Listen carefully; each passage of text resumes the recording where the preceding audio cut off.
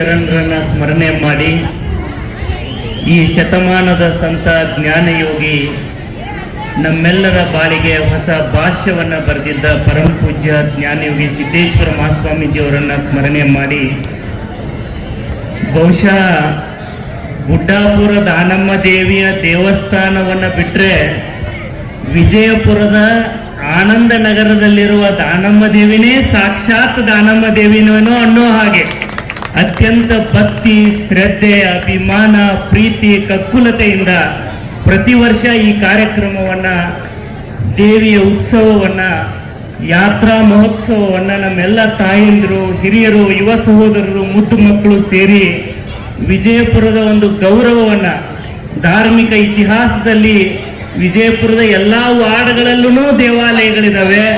ಆದರೆ ಎಲ್ಲ ಭಕ್ತರು ಬಂದು ಮಾದರಿ ಜಾತ್ರೆ ಹೇಗೆ ಮಾಡಬೇಕು ಅನ್ನೋದನ್ನ ನಮ್ಮ ಆನಂದ ನಗರದ ಭಕ್ತರಿಂದ ನೋಡೋ ಹಾಗೆ ಅದ್ಭುತವಾಗಿ ಈ ಕಾರ್ಯಕ್ರಮವನ್ನು ಆಯೋಜನೆ ಮಾಡಿರುವ ಮತ್ತು ನಮ್ಮೆಲ್ಲರ ಶರಣೆ ದಾನಮ್ಮ ತಾಯಿಯ ಅಡಿದಾವರಿಗಳಲ್ಲಿ ನಾನು ಭಕ್ತಿಪೂರ್ವಕವಾಗಿ ನಮನಗಳನ್ನು ಸಲ್ಲಿಸಿ ಈ ಕಾರ್ಯಕ್ರಮದ ಯಶಸ್ಸಿಗೆ ಕಾರಣರಾಗಿರುವ ಇವತ್ತು ಸಾವಿರ ಸಂಖ್ಯೆಯಲ್ಲಿ ಬಂದು ಉಡಿ ತುಂಬೋ ಕಾರ್ಯಕ್ರಮದಲ್ಲಿ ಪಾಲ್ಗೊಂಡಿರುವ ದಾನಮ್ಮ ತಾಯಿಯ ಸ್ವರೂಪರೇ ಆದಂತಹ ನಮ್ಮ ನಗರದ ಎಲ್ಲ ತಾಯಂದಿರಿಗೆ ನನ್ನ ಭಕ್ತಿಪೂರ್ವಕ ಶರಣಾರ್ಥಿಗಳನ್ನು ಸಲ್ಲಿಸಿ ಈ ಸಮಾರಂಭದ ಅಧ್ಯಕ್ಷತೆಯನ್ನು ವಹಿಸಿರುವ ನಿಮ್ಮೆಲ್ಲರೊಂದಿಗೆ ಬೆರೆತು ಹಾಲು ಸಕ್ಕರೆಯಂತೆ ಬಹಳ ಪ್ರೀತಿಯಿಂದ ಈ ಕಾರ್ಯಕ್ರಮವನ್ನು ಆಯೋಜನೆ ಮಾಡುತ್ತಾ ಬಂದಿರುವ ಸಹೋದರ ಬಸವರಾಜ ಅಪ್ಪುವನ್ನ ಇಟ್ಟಂಗಿ ಅವರೇ, ಈ ಸಮಾರಂಭದ ದೇವಸ್ಥಾನ ಕಮಿಟಿಯ ಉಪಾಧ್ಯಕ್ಷರಾದಂಥ ಹಿರಿಯರು, ನಮ್ಮ ಬಂಧುಗಳು, ಮಾರ್ಗದರ್ಶಕರಾದ MB ಮೂಲಿಮನಿ ಅಜ್ಜವರೇ, ನಿವೃತ್ತ ಉಪನ್ಯಾಸಕರು, ನಮಗೆಲ್ಲ ಮಾರ್ಗದರ್ಶಕರಾದಂಥ NK ಚಳ್ಳಗಿ ಸರ್ ಅವರೇ, ನಮ್ಮ ವೀರಶೈವ ಮಹಾಸಭಾದ ಜಿಲ್ಲಾ ಅಧ್ಯಕ್ಷರು, ನಾವೆಲ್ಲ ತಪ್ಪು ಮಾಡಿದಾಗ ನಮ್ಮನ್ನೆಲ್ಲ ಕಿವಿ ಹಿಂಡಿ ಸಮಾಜದ ಮುಖ್ಯವಾಹಿನಿಗೆ ತರುವಲ್ಲಿ ಈ ರಾಜ್ಯದಲ್ಲಿ ನಾನೊಬ್ಬ ಕರ್ನಾಟಕ ಬಾಲ್ ವಿಕಾಸ್ ಅಕಾಡೆಮಿಯ ಅಧ್ಯಕ್ಷನಾಗಲಿಕ್ಕೆ ನಮ್ಮ ನಾಟ್ಯಾನ್ ಸರ್ ಅಂತ ಹಿರಿಯರ ಆಶೀರ್ವಾದ ಕಾರಣ. ನಮ್ಮ ತಂದೆಯವರಿಗೂ ನಮ್ಮ ಮನೆತನದ ಬಗ್ಗೆ ಬಹಳ ಪ್ರೀತಿ, ಕಕ್ಕುಲತೆ ಹೊಂದಿದ್ದವರು ನಮ್ಮ ಹಿರಿಯರಾದಂಥ VC ನಾಟ್ಯಾನ್ ಗುರುಗಳೇ, ಹಾಗೂ ಹಿರಿಯರು ಸಾಹಿತಿಗಳು ನಮ್ಮ ಹಿತೈಷಿಗಳಾದಂಥ ಮಗು ಯಾದವಾಡ್ರವರೇ, ಉಪನ್ಯಾಸಕರಾಗಿ ಆಗಮಿಸಿರ್ತಕ್ಕಂಥ ಸಹೋದರಿ ಶ್ರೀಮತಿ ಕಲ್ಯಾಣ್ ಶೆಟ್ಟಿ ಮೇಡಮ್ ರವರೇ, ಹಾಗೂ ಈ ಓಣಿಯ ಎಲ್ಲ ಹಿರಿಯರಾದಂಥ ರುದ್ರಗೌಡ ಪಾಟೀಲ್ ರೇ, ಸುಭಾಷ್ ಕರೆಕಬ್ಬಿ ಅವರೇ, MB ಮೂಲಿಮನಿ ಅವರೇ, NK ಚಳ್ಳಗಿ ಅವರೇ, HM ಬೋರಾವತ್ ಅವರೇ, ಬಸವರಾಜ್ ಮರ್ನೂರ್ ಅವರೇ, ನಮ್ಮ ದುರ್ಗಾ ಸರ್ ಅವರೇ, ಸಿದ್ದು ಕ್ಯಾತಪ್ಪನವರವರೇ, ಹಾಗೂ ದೇವಸ್ಥಾನದ ಸರ್ವ ಕಮಿಟಿಯ ಸದಸ್ಯರೇ, ತಾಯಂದಿರೇ, ಮುದ್ದು ಮಕ್ಕಳೇ, ನಿಮಗೆಲ್ಲ ಅನಿಸ್ಬೋದು ನಾನೆಲ್ಲ ವಿದ್ಯಾರ್ಥಿ ಜೀವನದಲ್ಲಿ ನಮ್ಮ ಚಿಕ್ಕಪ್ಪ ಮಂಡಳ ಪಂಚಾಯಿತಿ ಪ್ರಧಾನರಾಗಿದ್ದರು. ಧಾರವಾಡದಲ್ಲಿ ನಾನು ಓದಕ್ಕಿದ್ದೆ. ಊರಿಗೆ ಬಂದಾಗೆಲ್ಲ ನಾವು ಗ್ರಾಮೀಣ ಪ್ರದೇಶದಲ್ಲಿ ಬೆಳೆದವರು. ಯಾವುದಾದ್ರೂ ಜಾತ್ರೆ ಸಮಾರಂಭ ಇದ್ದರೆ ಹಳ್ಳಿಯಲ್ಲಿ ನಾಟಕ ಉದ್ಘಾಟನೆ ಮಾಡ್ತಾರೆ. ರಾತ್ರಿ ಕಾರ್ಯಕ್ರಮಕ್ಕೆ ನಮ್ಮ ಮಗ ಧಾರವಾಡಿಂದ ಬಂದನ, ಕರ್ಕೊಂಡು ಹೋಗ್ರಿ ಅಂತ ಹೇಳಿ ನಮ್ಮ ಚಿಕ್ಕಪ್ಪ ದೊಡ್ಡಪ್ಪ ಕಳಿಸ್ಕೊಟ್ಟಾಗ ಬರ್ರಿ ಸೌಕರ್ಯ ಕರ್ಕೊಂಡು ಹೋಗ್ತಿದ್ರು ನಮ್ಮನ್ನು. ಆ ನಾಟಕ ಉದ್ಘಾಟನೆ ಮಾಡ್ಬೇಕಂದ್ರೆ 700-750 ಜನ ಗೆಸ್ಟ್ ಹಾಕಿರ್ತಾರೆ ಹಳ್ಳ್ಯಾಗ. ನಿಮ್ಗೆಲ್ಲ ಗೊತ್ತಿದೆ. ಅವರೆಲ್ಲರ ಹೆಸರು ಓದಾಕತ್ ಬಿಡೋಣ, ನನಗೆ ಗೊತ್ತಿರಲಿಲ್ಲ, ಅನುಭವ ಇರಲಿಲ್ಲ. ಅವಾಗ ಒಬ್ಬ ದೂರ ನಿಂತು ಹೇಳ್ದ, ಏ ಸೌಕಾರ ಒಂದ್ ಸ್ವಲ್ಪ ತಡೀರಿ, ವೋಟರ್ ಲಿಸ್ಟ್ ತಗೊಂಡ್ಬರ್ತೀನಿ ಮರೆಯ ಬೆಳತನ ಓದಿ ಬಿಡತ್ತ ನಾವು.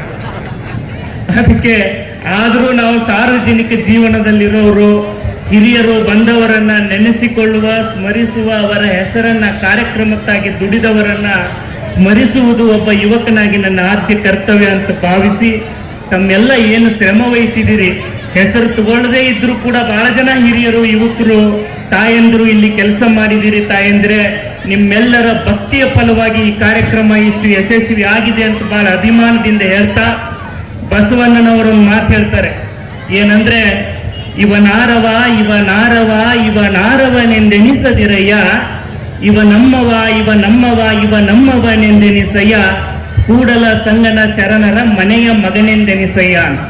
ಈ ಓಣಿಯಲ್ಲಿ, ಇದು ಜಾತ್ಯತೀತವಾದಂಥ ರಾಷ್ಟ್ರದಲ್ಲಿ ಓಣಿಯಲ್ಲಿರೋ ಸರ್ವ ಸಮುದಾಯದ ತಾಯಂದರು ಎಲ್ಲರೂ ಸೇರಿ, ದಾನಮ್ಮ ದೇವಿಗೆ ಜಾತಿ ಇಲ್ರಿ, ತಾಯಿಗೆ ಜಾತಿ ಇಲ್ಲ, ಶಿಕ್ಷಕನಿಗೆ ಜಾತಿ ಇಲ್ಲ, ಮಗುವಿಗೆ ಜಾತಿ ಇಲ್ಲ, ಇವರೆಲ್ಲ ಸೈನಿಕನಿಗೆ ಜಾತಿ ಇಲ್ಲ, ಈ ದೇಶದಲ್ಲಿ ಅನ್ನ ಬೆಳೀತಕ್ಕಂಥ ರೈತನಿಗೆ ಜಾತಿ ಇಲ್ಲ, ನೀವೆಲ್ಲ ಜಾತ್ಯತೀತ ವರ್ಗಕ್ಕೆ ಸೇರಿದವರು. ನಾನು ಈ ಕಾರ್ಯಕ್ರಮಕ್ಕೆ ಯಾಕಿಷ್ಟ ಅಭಿಮಾನ ಪ್ರೀತಿಯಿಂದ ನಾನು ನಿನ್ನೆ ಮತ್ತು ಇವತ್ತು ಬಬಲೇಶ್ವರ ನಮ್ಮ ಗ್ರಾಮೀಣ ವಿದ್ಯಾವರ್ಧಕ ಸಂಘದ ವಜ್ರ ಮಹೋತ್ಸವ ಕಾರ್ಯಕ್ರಮದಲ್ಲಿದ್ದೆ.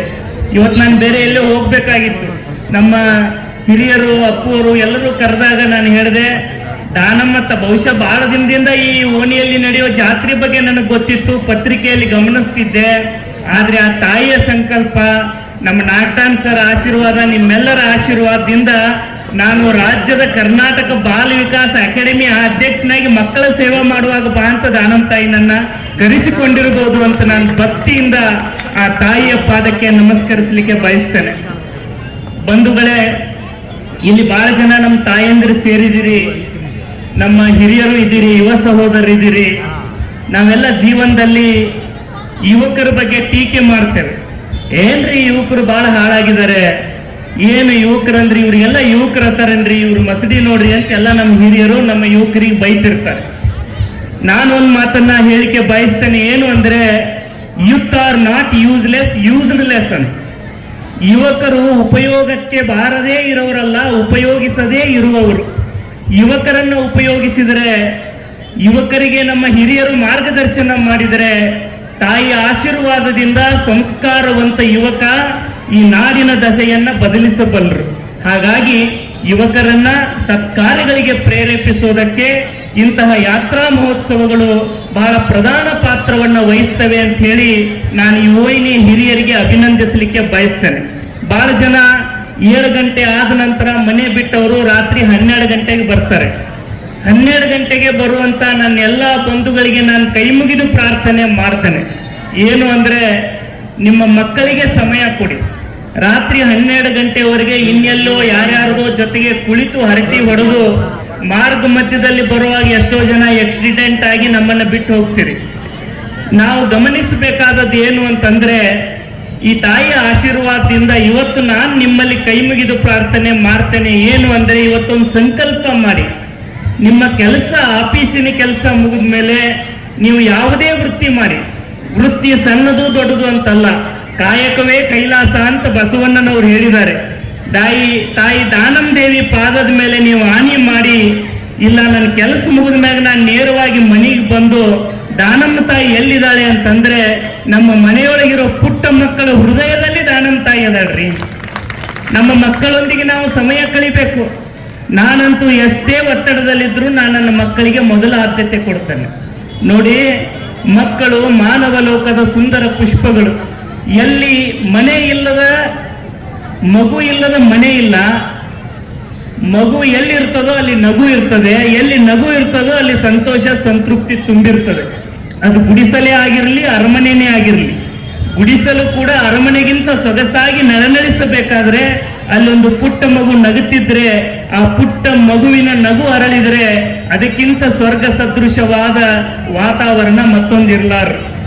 ಅದಕ್ಕೆ ನಮ್ಮ ನಾಯಕರಾದಂತ ಸಿದ್ದರಾಮಯ್ಯನವರು, MB ಪಾಟೀಲ್ರೆಲ್ಲ ಕೇಳಿದ್ರು ನನಗೆ, ಇಲ್ಲಪ್ಪ ನೀನು MLC ಟಿಕೆಟ್ ಬೇಡಿದ್ದಿ, ಈಗ ನಿನಗೆ ನಿಗಮದ ಅಧ್ಯಕ್ಷ ಮಾಡ್ತೇವೆ ಅಂದಿದ್ವಿ, ಅದಕ್ಕೆ ನಿನಗೆ ಯಾವ್ದು ಬೇಕು ಅಂತ ಕೇಳಿದಾಗ ನಾನು ಹೇಳಿದೆ, ಸರ್ ನನಗೆ ಬಾಲ ವಿಕಾಸ ಅಕಾಡೆಮಿ ಅಧ್ಯಕ್ಷನ್ ಮಾಡ್ರಿ ಅಂತ ಕೇಳಿದ್. ನಾನು ಕೇಳಿದ ಮೇಲೆ ಬಹಳ ಜನ ತಮಾಷೆ ಮಾಡಿದ್ರು. ನಮ್ಮ ನಾಯಕರು ತಮಾಷೆ, ಎಲ್ಲ ಬಿಟ್ಟು ಬಾಲ ವಿಕಾಸ ಅಕಾಡೆಮಿ ಕೇಳ್ತಿಯಲ್ಲ, ಅದರಲ್ಲಿ ಏನಿದೆ ಅಂತ ಹೇಳಿದ್ರು.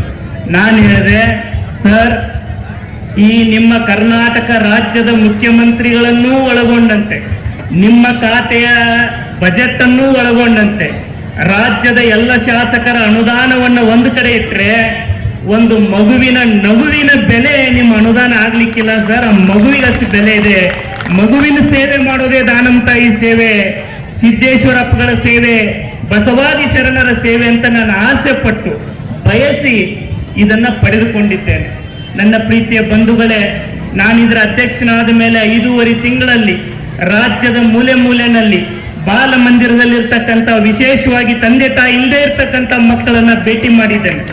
ತಂದೆ ತಾಯಿ ಇಲ್ಲದ ಮಕ್ಕಳ ಭಾವನೆ, ಅವರ ನೋವು, ಅವರ ಅಸಹಾಯಕತೆಯನ್ನು ಕಂಡಾಗ ನನಗನಿಸ್ತದೆ, ದಾನಮ್ಮ ತಾಯಿ ಆಶೀರ್ವಾದದಿಂದ ಅಂಥ ಮಕ್ಕಳು ಸಂಸ್ಕಾರವಂತರಾಗಿ ಸಮಾಜದ ಮುಖ್ಯವಾಹಿನಿಗೆ ಬರಬೇಕು ಅಂತ ಹೇಳಿ ಸಂಕಲ್ಪ ಮಾಡಿ ರಾಜ್ಯದ 28 ಜಿಲ್ಲೆ 31 ಜಿಲ್ಲೆಯಲ್ಲಿ 28 ಜಿಲ್ಲೆಯಲ್ಲಿ ಬಾಲಕರು ಮತ್ತು ಬಾಲಕಿಯರ ಬಾಲಮಂದಿರ ಇದೆ ಕರ್ನಾಟಕದಲ್ಲಿ. ಅವರನ್ನೆಲ್ಲ ನಾನು ಅಧ್ಯಕ್ಷನಾದ ಮೇಲೆ ಧಾರವಾಡದ ಒಂದು ಇಕೋ ಫ್ರೆಂಡ್ಲಿ ಪರಿಸರ ಸ್ನೇಹಿ ರೆಸಾರ್ಟಕ್ಕೆ ಆ ಮಕ್ಕಳನ್ನ ಕರೆದು ಅವರ ವ್ಯಕ್ತಿತ್ವ ವಿಕಸನ ಕಾರ್ಯಾಗಾರನ ಮಾಡಿದ್ದೇನೆ. ಬಹಳ ಜನ ಹೇಳಿದ್ರು, ಏನ್ರಿ ರೆಸಾರ್ಟ್ ಅಲ್ಲಿ ಮಾಡಕ್ಕೆ ಅಷ್ಟು ಅನುದಾನ ಇಲ್ಲ, ಹೇಗ್ ಮಾಡ್ತೀರಿ ಅಂತ ಕೇಳಿದ್ರು. ಮಕ್ಕಳ ಸೇವೆ ಮಾಡೋದಕ್ಕೆ ಅನುದಾನ ಬೇಕಾಗಿಲ್ರಿ, ಒಳ್ಳೆಯ ಹೃದಯ ಬೇಕು. 1 ರೂಪಾಯಿನೂ ತಿನ್ನಲಾರ್ದೇನೆ ಪ್ರಾಮಾಣಿಕವಾಗಿ ಸರ್ಕಾರ ಕೊಟ್ಟದ್ದನ್ನ ಮಕ್ಕಳಿಗೆ ತಲುಪಿಸುವಂತ ಪ್ರಯತ್ನ ದಾನಮ್ಮ ತಾಯಿಯ ಪಾದ ಸಾಕ್ಷಿಯಾಗಿ ನಾನು ಮಾಡಿದ್ದೇನೆ. ನಾನೇನ್ ಬಹಳ ದೊಡ್ಡ ಸಾಧನೆ ಮಾಡ್ತೇನೆ ಅಂತ ಹೇಳಲ್ಲ ನಾನು, ಆದ್ರೆ ನನ್ನ ತಾಯಂದ್ರೆ ನಿಮ್ಮ ಪಾದ ಸಾಕ್ಷಿಯಾಗಿ ಹೇಳ್ತೇನೆ, ಈ ನಾಡಿನಲ್ಲಿರೋ ಅನಾಥ ಮಕ್ಕಳ ಬದುಕಿಗೆ ಎಷ್ಟು ಸಾಧ್ಯವೋ ಅಷ್ಟು ಬೆಳಕು ಮೂಡಿಸ್ತಕ್ಕಂಥ ಕೆಲಸ ಮಾಡಿ ನಿಮ್ಮ ಋಣ ತೀರಿಸ್ತೇನೆ ಅಂತಕ್ಕಂಥ ಮಾತನ್ನು ಈ ಸಂದರ್ಭದಲ್ಲಿ ಹೇಳಿ, ಬಹಳ ಜನ ತಂದೆ ತಾಯಿ ಇಲ್ಲದೆ ಇದ್ರೇನೆ ಅನಾಥರು ಅಂತ ನಾವು ತಿಳ್ಕೊಂಡಿದ್ದೇವೆ. ಇವತ್ತಿನ ಆಧುನಿಕತೆಯ ಜಂಜಾಟದಲ್ಲಿ ಪಾಶ್ಚಿಮಾತ್ಯ ಸಂಸ್ಕೃತಿಯ ಪ್ರಭಾವದಿಂದ ನಾನೊಂದು ಬಾಲ್ ಮಂದಿರಕ್ಕೆ ಹೋದಾಗ ಒಂದು ಮಗು ಅಳ್ತಾ ಬಂತು. ಆ ಮಗುವಿನ ಕೇಳಿದೆ, ಮಗು ನಿನ್ನ ಪಪ್ಪ ಏನ್ ಮಾಡ್ತಾರಪ್ಪ, ತಾಯಿ ಏನ್ ಮಾಡ್ತಾರಪ್ಪ ಅಂತ ಕೇಳಿದಾಗ ಆ ಮಗು ಹೇಳ್ದ, ಸರ್ ನಮ್ಮ ತಂದೆ ಬೇರೊಬ್ಳನ್ನ ಮದುವೆ ಆಗಿದ್ದಾನೆ, ನಮ್ಮ ತಾಯಿನೂ ಬೇರೊಬ್ಬನ ಮದುವೆ ಆಗಿ ಹೋಗಿದ್ದಾಳೆ. ಆ ಮಗುವಿನ ಗತಿಯನ್ನು ಯೋಚನೆ ಮಾಡಿ. ತಂದೆ ತಾಯಿ ಇಲ್ಲದ ಮಕ್ಕಳ ಬವನೆ ಒಂದು ಕಡೆ ಆದ್ರೆ, ತಂದೆ ತಾಯಿ ಇದ್ದು ನೈತಿಕ ಅಧಂಪತನಕ್ಕಿಳಿದ ತಂದೆ ತಾಯಿಯ ಮಕ್ಕಳು ಪಾಪ ಅವ್ರೇನ್ ಪಾಪ ಮಾಡಿದ್ದಾರೆ. ಸಮಾಜ ಎತ್ತ ಕಡೆ ಸಾಗಿದೆ. ಇವತ್ತು ಬೆಂಗಳೂರಿನಲ್ಲಿ ನಮ್ಮ ಸ್ನೇಹಿತರು ಜಡ್ಜ್ ನ್ಯಾಯಾಧೀಶರಿದ್ದಾರೆ, ಅವ್ರು ಹೇಳ್ತಾ ಇದ್ರು, ಪ್ರತಿ ವರ್ಷ ಫ್ಯಾಮಿಲಿ ಕೋರ್ಟ್ ಹೆಚ್ಚಾಗತ್ತವ ಅಂತಂದ್ರೆ ಡೈವರ್ಸ್ ರೇಟ್ ಎಷ್ಟು ಹೆಚ್ಚಾಗಿದೆ ಯೋಚನೆ ಮಾಡಿ. ತಾಯಂದ್ರೆ ನೀವು ಮಾಡೋ ಆಸ್ತಿ ಶಾಶ್ವತ ಅಲ್ಲ, ನೀವು ಕಟ್ಟಿಸೋ ಮನೆ, ಬರೋ ಬಾಡಿಗೆ, ಗಳಿಸಿರೋ ಆಸ್ತಿ ಇದು ಯಾವುದು ಶಾಶ್ವತ ಅಲ್ಲ.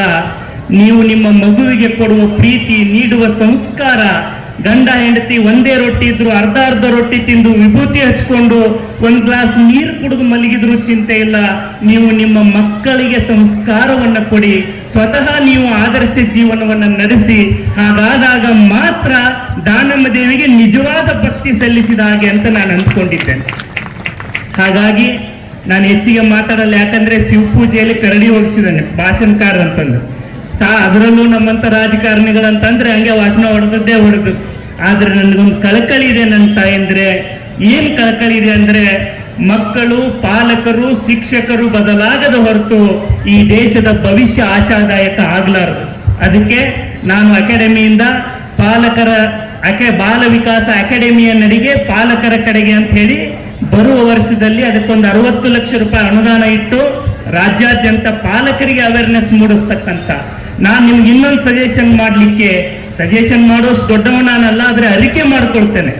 ಎಷ್ಟು ಸಾಧ್ಯವೋ ಅಷ್ಟು ಮಕ್ಕಳನ್ನ ಹಾಸ್ಟೆಲ್ನಲ್ಲಿ ಇಡಬೇಡಿ. ಯಾವ ಊರಲ್ಲಿ ಉತ್ತಮ ಶಿಕ್ಷಣ ಸಿಗೋದಿಲ್ಲವೋ ಆ ಊರವ್ರ ಹಾಸ್ಟೆಲ್ನಲ್ಲಿ ಇರೋದು ಬೇಡ. ನಮಗೆಲ್ಲ ಒಂದು ಫ್ಯಾಷನ್ ಆಗಿದೆ, ನಿಮ್ಮ ಮಗ ಎಲ್ಲದನ್ರಿ, ಮಂಗಳೂರ್ನಾಗ ಅದನ್ರಿ, ನಿಮ್ಮ ಮಗ ಎಲ್ಲದನ್ರಿ, ಬೆಂಗಳೂರ್ನಾಗ ಅದನ್ನಲ್ರಿ. ತಾಯಂದ್ರೆ ನೀವು ತಿಳ್ಕೊಳ್ಳಿ, ವಾರ್ಡನ್ನು ತಾಯಿ ಆಗಕ್ಕಾಗಂಗಿಲ್ಲ. ವಾರ್ಡನ್ನೇ. ತಾಯಿ ಬರೀ ತಾಯಿ ಆಗಿರೋದಿಲ್ಲ, ತಾಯಿ ಕಣ್ಣಿನಿಂದನೂ ಮಗನನ್ನ ನೋಡ್ತಾಳೆ, ಕರುಳಿನಿಂದನೂ ತನ್ನ ಮಗಳನ್ನ ಜೋಪಾನ ಮಾಡ್ತಾಳೆ. ನನ್ನ ಸಹೋದರ ಸಹೋದರಿಯರು, ಈ ಓಣಿಯಲ್ಲಿರೋ ಮಕ್ಕಳು ತಾಯಿಯ ಕಣ್ಗಾವಿಲಿನ ಕರುಳಿನ ಕಕ್ಕುಲತೆಯ ನೆರಳಲ್ಲಿ ಬೆಳೀಲಿ ಅಂತ ನಾನು ಆಸೆ ಪಡ್ತೇನೆ. ಅದಕ್ಕೆ ಅವರನ್ನು ಹಾಸ್ಟೆಲಿಗೆ ಕಳಿಸಿ ಮುಂದೆ ನೀವು ಅನಾಥಾಶ್ರಮಕ್ಕೆ ಹೋಗುವ ಹಾಗೆ, ವೃದ್ಧಾಶ್ರಮಕ್ಕೆ ಹೋಗುವಾಗ ಆಗೋದು ಬೇಡ.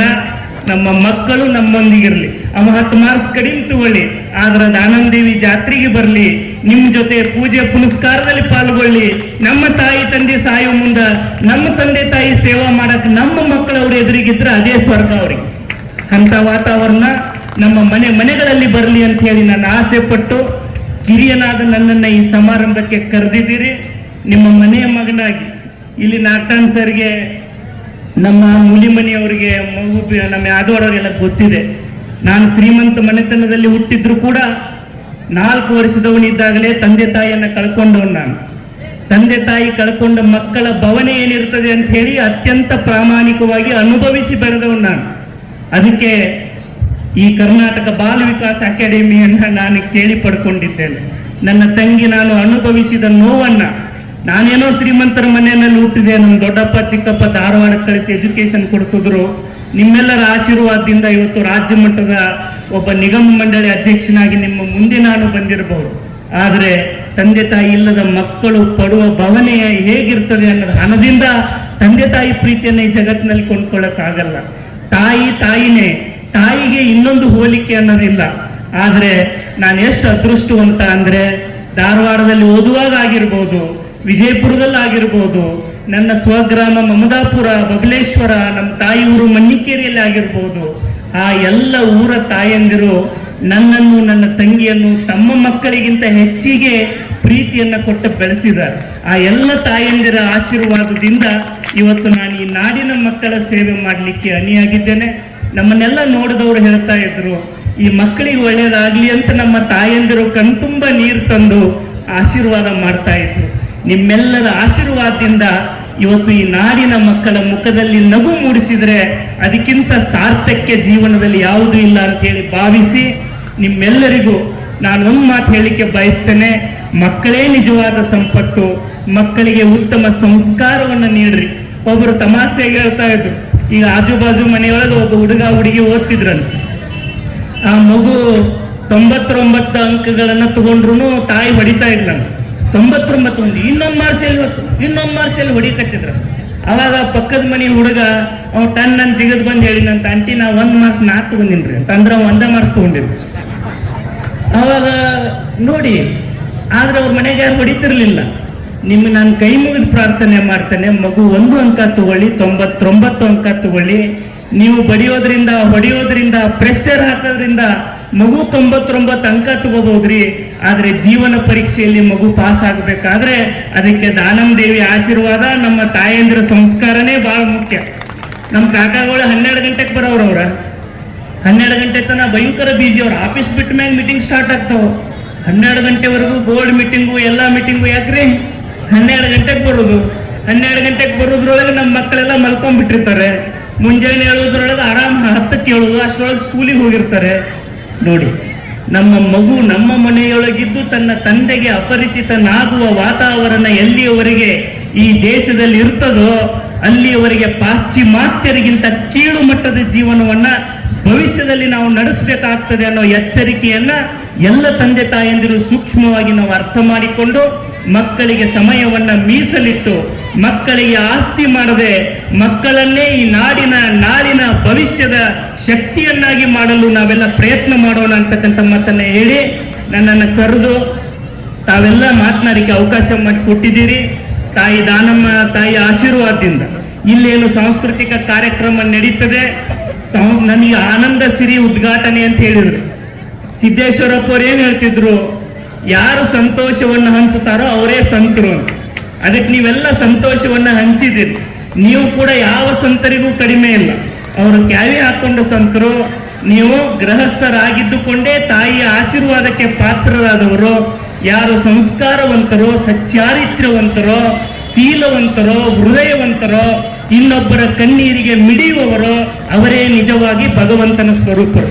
ಅಂತ ಹೃದಯವಂತ ಜನ ಈ ಕಾಲನಿಯಲ್ಲಿರೋದ್ರಿಂದಲೇ ಧರ್ಮ ಜೀವಂತವಾಗಿದೆ ಅಂತಕ್ಕಂಥ ಮಾತನ್ನ ಹೇಳಿ ಮತ್ತೊಮ್ಮೆ ನನ್ನನ್ನ ಈ ಕಾರ್ಯಕ್ರಮಕ್ಕೆ ಕರೆದು ಆಶೀರ್ವಾದ ಮಾಡಿರುವ ತಮ್ಮೆಲ್ಲರನ್ನ ಕೃತಜ್ಞತೆಯಿಂದ ಸ್ಮರಿಸಿ, ಮುದ್ದು ಮಕ್ಕಳ ಕಾರ್ಯಕ್ರಮ ನೆಕ್ಸ್ಟ್ ಇಯರ್ದಿಂದ ಏನಾದರೂ ತಾವು ಹಮ್ಮಿಕೊಂಡ್ರೆ ನಮ್ಮ ಕರ್ನಾಟಕ ಬಾಲ ವಿಕಾಸ ಅಕಾಡೆಮಿಯಿಂದ ಕೂಡ ಇಲ್ಲಿ ಯಾರಾದರೂ ಪ್ರತಿಭಾವಂತ ಮಗು ಇದ್ರೆ ಬಾಲ ಗೌರವ ಪ್ರಶಸ್ತಿ ಅಂತ ನಮ್ಮ ನಾಟಾನ್ಸರಿಗೆ ಗೊತ್ತಿದೆ.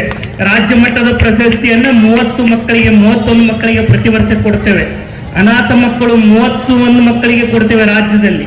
ಮತ್ತು ನಾಟಾನ್ಸರ್ ಅಂತ ಶ್ರೇಷ್ಠ ಸಾಹಿತಿಗಳಿಗೆ ಜೀವಮಾನದ ಸಾಧನೆಗೆ ಅಕಾಡೆಮಿಕ್ ಗೌರವ ಪ್ರಶಸ್ತಿ ಇದೆ.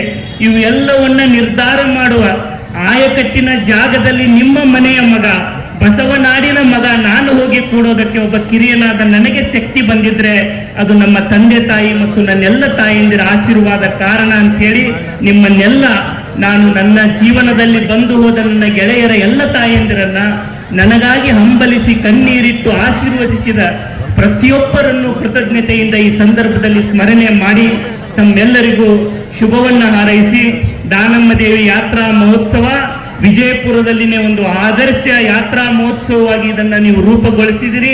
ತಾಯಂದ್ರೆ ನೀವು ಉಡಿ ತುಂಬುವಂತ ಕಾರ್ಯಕ್ರಮದಲ್ಲಿ ಬಂದಿದ್ದೀರಿ. ನೀವು ಉಡಿ ತುಂಬಿಕೊಂಡಿದಿರಲ್ಲ, ನಿಮ್ಮ ಉಡಿಯೊಳಗೆ ನಮ್ಮೆಲ್ಲರ ಗೌರವ ಮತ್ತು ಪುಣ್ಯ ಅಡಗಿದೆ. ಅಂತ ಪವಿತ್ರ ತಾಯಂದಿರುವ ದೇಶ ಭಾರತ. ಯಾಕೆಂದ್ರೆ ನಮ್ಮ ತಾಯಿ ಮುಂಜಾನೆ 4 ಗಂಟೆಗೆ ಎದ್ದು ಈಗ ಈ ಕಾರ್ಯಕ್ರಮ ಮುಗಿದ್ಮೇಲೆ ನಮ್ಮ ಕಾಕಾಗಳು ಹಿಂಗ ಹೇಳ್ಕೊಂಡು ಮನೆಗೆ ಹೋಗ್ತೀರಿ.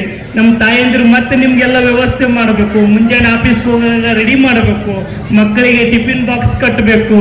ಮುಂಜಾನೆ 4ಕ್ಕೆ ಪ್ರಾರಂಭ ಆಗಿ ರಾತ್ರಿ 11ಕ್ಕೆ ಎಲ್ಲರ ಸೇವೆ ಮಾಡೋಳು ಭಾರತೀಯ ತಾಯಿ. ಹೀಗಾಗಿ ಜಗತ್ತಿನ ಎಲ್ಲಾ ನೊಬೆಲ್ ಪಾರಿತೋಷಕಗಳನ್ನು ಒಂದು ಕಡೆ ಇಟ್ಟರೆ, ಭಾರತದ ಒಬ್ಬ ತಾಯಿಯ ತ್ಯಾಗ ಒಂದು ಕಡೆ ಇಟ್ಟರೆ ನಮ್ಮ ತಾಯಿ ಅದಕ್ಕಿಂತ ಶ್ರೇಷ್ಠಳು ಅಂತ ನಾನು ಅಭಿಮಾನದಿಂದ ಇವತ್ತು ನಮ್ಮ ತಾಯಂದಿರನ್ನ ಅಭಿನಂದಿಸಿ, ಮುದ್ದು ಮಕ್ಕಳಿಗೆ ಶುಭವನ್ನು ಹಾರೈಸಿ ಈ ಕಾರ್ಯಕ್ರಮದ ಯಶಸ್ಸನ್ನ ಕೋರಿ ನನ್ನ ಮಾತುಗಳನ್ನು ಮುಗಿಸ್ತೇನೆ. ಧನ್ಯವಾದಗಳು.